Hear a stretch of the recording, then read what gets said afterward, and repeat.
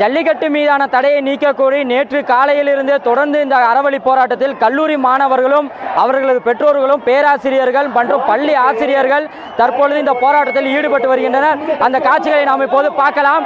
தொடர்ந்து தற்போது அவர்களுடைய முழு ஆதரவும் ஜல்லிக்கட்டிற்கு தான், அதே போல விவசாயத்தையும் பாதுகாக்க வேண்டும் என்பதை வலியுறுத்தி தற்பொழுது இந்த போராட்டத்தில் ஈடுபட்டு வருகின்றனர். குறிப்பாக பெண்களுடைய இந்த ஆதரவானது அதிகமாக இருக்கிறது.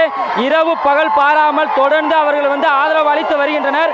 தற்பொழுது மத்திய அரசு ஜல்லிக்கட்டுக்கு அவசர சட்டம் பிறப்பிக்க வேண்டும், அதே போல ஜல்லிக்கட்டு மீதான தடையை நீக்க கோரி தமிழகத்தில் உடனடியாக ஜல்லிக்கட்டை நடத்தி தமிழர்களுடைய பாரம்பரியம், கலாச்சார, பண்பாடை ஆகியவற்றை மீட்டெடுக்க வேண்டும் என்பதை வலியுறுத்தி தான் தற்பொழுது இந்த போராட்டமானது நடைபெற்று வருகிறது. காலை முதலே 5000க்கும் மேற்பட்ட பள்ளி மாணவ மாணவிகள், கல்லூரி மாணவ மாணவிகளானது தொடர்ந்து இந்த போராட்டத்தில் ஈடுபட்டு வருகின்றனர். அவர்கள் ஜல்லிக்கட்டிற்கு ஆதரவாகவும் பீட்டா அமைப்பிற்கு எதிராகவும் தொடர்ந்து தங்களது கோஷங்களை எழுப்பி வருகின்றனர்.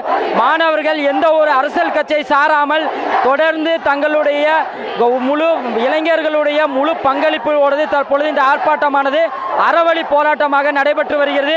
இதில் குறிப்பாக குழந்தைகள் பங்கேற்றிருக்கின்றனர். அவர்கள் தங்களுடைய கலாச்சாரம் மீட்டெடுக்க வேண்டும், அதே போல தமிழர்களுடைய உரிமைகளை விட்டுக் கொடுக்க மாட்டேன் என்று தொடர்ந்து கோஷங்களை குழந்தைகளும் எழுப்பி வருவதை நம்மால் பார்க்க முடிகிறது. இந்த போராட்டமானது ஜல்லிக்கட்டு மீதான தடையை நீக்கும் வரை எங்களது போராட்டம் தொடர்ந்து இருக்கும் என்று தெரிவித்துக் கொண்டுதான் இந்த போராட்டத்தை நீங்கள் பார்க்கலாம். மாணவர்களுடைய எழுச்சி நாளுக்கு நாள் தற்பொழுது அதிகரித்து வருவதை நீங்கள் உங்களால் பார்க்க முடிகிறது. இந்த வேளையில் தற்பொழுது இங்கே இருக்கக்கூடிய குடும்ப பெண்கள், அதாவது இந்த மாணவர்களுடைய பெற்றோர்களும் இந்த போராட்டத்தில் ஈடுபட்டிருக்கின்றனர். அவர்களுடைய கோரிக்கைகள் என்ன, எதிர்பார்ப்புகள் என்ன என்பது குறித்து கேட்போம். அம்மா வணக்கம். இப்போ எதுக்காண்டி இங்கே வந்திருக்கீங்க, உங்களுடைய போராட்டம் குறித்து சொல்லுங்கம்மா. நாங்கள் பீட்டாக்கு எதிராக இங்கே வந்திருக்கிறோம். ஒரு தாய் ஸ்தானத்திலிருந்து பேசுகிறோம். அநேக பிள்ளைகள் நாங்கள் பெத்த பிள்ளைங்க மாதிரி இங்கே வந்திருக்கிறாங்க. எல்லா பிள்ளைகளும் இரவும் பகலுமா இந்த இடத்துல கூடியிருந்து தன்னுடைய உடம்பை கூட பார்க்காம ராத்திரி பகலாக இருக்கிறாங்க. கண்டிப்பாக தமிழகத்துக்கு ஒரு பெரிய எழுச்சி வரும். தமிழகத்துக்கு எல்லா இளம் சிங்கங்கள்னால தான் பெரிய எழுச்சி வரும். பெரிய திருப்பு முனையை காண நாங்கள் எல்லாம் காத்திருக்கிறோம். இது ஜல்லிக்கட்டில் தொடங்கினது மீது இன்னும் நிறைய எழுச்சிகள் உண்டு. அநேகமாக நாங்கள் எல்லா வெற்றிக்கும் ஆண்டவன் நம்பிக்கையோடு இருக்கிறோம். நியாயம் என்னைக்கும் ஜெயிக்கும். கடவுள் ஆண்டவன் அவர் எல்லார் பக்கத்தில் இருக்கிறார். எல்லா பிள்ளைகளையும் அனுப்பிட பெற்றோருக்கு நன்றி கூறி தெரிவிக்கிறேன்.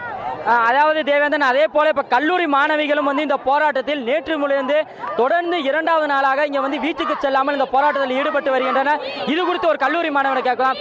உங்களுடைய போராட்டம் தொடருமா, உங்களோட கோரிக்கை? ஃபர்ஸ்ட் நான் காலேஜ்லாம் படிக்கல, நான் ஒரு ஸ்கூல் ஸ்டூடெண்ட் தான். எங்கள் அப்பா என்ன இங்கே விட்டுட்டு போயிருக்காரு. நைட் ஃபுல்லாக நான் இங்கே தான் இருப்பேன். என் தமிழ்நாட்டோட கலாச்சாரத்தை நான் காப்பாற்றணும். அதுக்காண்டி நான் இன்னைக்கு ஃபுல்லாக இருக்கலாம்னு நான் முடிவு பண்ணியிருக்கேன். ஸோ இந்த போராட்டம் கண்டிப்பாக நீடிக்கும். இது வெற்றி பெறணும். வெற்றி பெற வரைக்கும் யாரும் இங்கேருந்து போக மாட்டோம். நன்றி. அதாவது தற்பொழுது இந்த மாணவர்களுடைய போராட்டம் நாளுக்கு நாள் அதிகரித்து கொண்டு வரும் வேளையில் அவர்களுக்கான ஆதரவும் பெருகி வருகிறது. குறிப்பாக தற்பொழுது இளங்கன்று பயமறியாது என்பதற்கு ஏற்ப இப்போ மாணவர்கள் தங்களது போராட்டத்தை தீவிரப்படுத்தி வருகின்றனர்.